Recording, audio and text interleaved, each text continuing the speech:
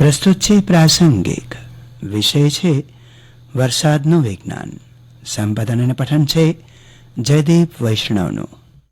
વરસાદનું એક આખું વિજ્ઞાન પહેલા હતું અને આજે પણ છે. હવામાન ખાતાની આગાહીઓ અને ઋતુચક્રને સમજવા હવામાન ઉપર અસર કરતા જે અનેક પરિબળો છે તેનો વ્યાપક અભ્યાસ સમગ્ર વર્ષ દરમિયાન થાય છે. વરસાદ માટે વૃક્ષારોપણ અને જંગલ રક્ષણ બહુ જ સારી અને સાચી વાત છે. એના અનેક ફાયદાઓ છે. માનવજાતના અસ્તિત્વ માટે હરિયાળી સૃષ્ટિનો વિકાસ અને જાળવણી અનિવાર્ય છે, એમાં બે મત નથી. પણ વૃક્ષો ન હોવાથી વરસાદ ન આવે એ કલ્પના વૈજ્ઞાનિક સત્ય નથી. આવી જ વાત વધતા પ્રદૂષણને લીધે બદલાતી ઋતુઓ કે ગોટાળે ચડતા વરસાદની છે, જેને આપણે સૌ ગ્લોબલ વોર્મિંગ કહીએ છીએ. પ્રદૂષણના અપરંપાર ગેરફાયદાઓ છે, પ્રદૂષણની ભયંકર અસરો અને આડઅસરો છે. પ્રદૂષણને પણ વરસાદના આવવા ન આવવા સાથે કોઈ એક ને એક બે જેવો સીધો સંબંધ નથી. વાસ્તવિકતા એ છે કે જ્યાં વધુ વૃક્ષો હોય ત્યાં જ વરસાદ આવે એવું નથી. વાસ્તવમાં તો જ્યાં વરસાદ વધુ આવતો હોય ત્યાં વધુ વૃક્ષો વિકસે છે. એ જ રીતે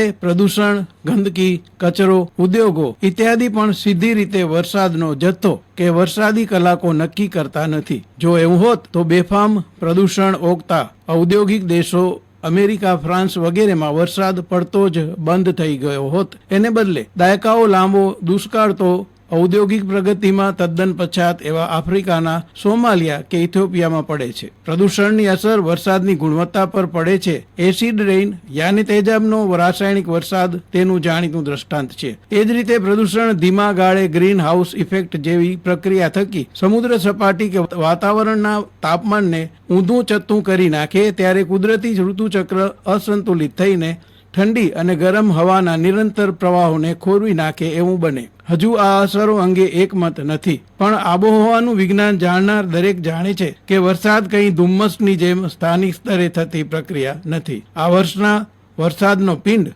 અગાઉથી જ બંધાઈ ચૂક્યો હોય છે.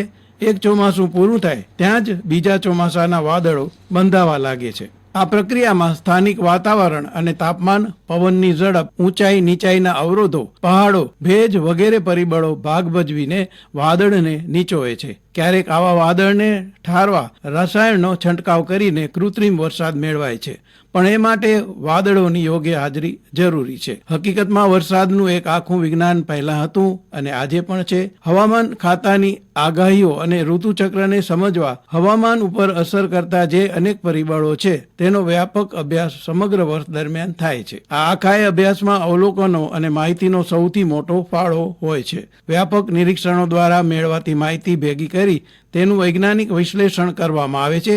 જેમ જેમ વૈજ્ઞાનિક સાધનો જેવા કે ભેજ, તાપમાન, પવનની ગતિ અને દિશા વગેરેને માપવાના સાધનો વધુ ચોક્કસ બને તેમ મેળવાતી માહિતી વધુ પ્રમાણમાં અને વધુ વિશ્વાસપાત્ર બને અને આગાહી વધુ સાચી કરી શકાય. વળી ઉપગ્રહો દ્વારા માહિતી મેળવાય ત્યારે ધરતી પરથી જે પરિબળો માપી ન શકાતા હોય તે પણ માપી શકાય અને કોમ્પ્યુટર દ્વારા તે માહિતીનું ઝડપી અને સચોટ વિશ્લેષણ કરતા અનુમાનો વધુ સાચા પડે. આ બધું હોવા છતાં મોસમની આગાહી ઘણી વખતે ખોટી કે અર્ધસત્ય થાય છે, કારણ કે દુનિયાભરના મોસમ કરતા આપણું હવામાન કે જે મોસમી પવનોથી નક્કી થાય છે તેમાં ઘણા વધુ અને ગૂંચવણ પરિબળો અસર કરતા હોય છે અને કેટલીક વખત ટેકનિકલ કે માનવીય મર્યાદાના કારણે તેનું સચોટતા ભર્યું માપન શક્ય બનતું નથી. આમ છતાં હવે વધુ ચોક્કસ આગાહી થાય છે એટલો વૈજ્ઞાનિક વિકાસ તો થયો જ છે. આવી જ વાત પ્રાચીન વર્ષા વિજ્ઞાનની છે. કોઈ ભડલીએ ખબરદારીથી નિરીક્ષણ કરીને કુદરતી સંકેતો સાથે વરસાદના સંબંધ જોડીને કાવ્ય પંક્તિઓ રચી હોય એમાં કશું અવૈજ્ઞાનિક નથી. રિસર્ચ, ઓબ્ઝર્વેશન અને કાર્યકારણને સંબંધ એ જ વિજ્ઞાન છે, પણ સમય પ્રમાણે કુદરતના રંગઢંગ બદલે છે. માટે ભડલી વાક્યોને સીડીનું એક આવકાર્ય પગથિયું માનીને એના પર ચડવું જોઈએ. દર વર્ષે પ્રાચીન વર્ષા વિજ્ઞાન શાસ્ત્રોક્ત નિષ્ણાતો પરિસંવાદો કરીને આગાહીઓ કરે છે, પણ એમાં પણ ઘણા બધા પ્રશ્નો સામે આવે છે. જેમ કે બધાની આગાહી એક સરખી કેમ નથી હોતી? આ આગાહીઓ કેમ હર હંમેશા સાચી નથી પડતી? અને જો એ સદાકાળ સાચી ન હોય તો પછી એ વિજ્ઞાન શાનું?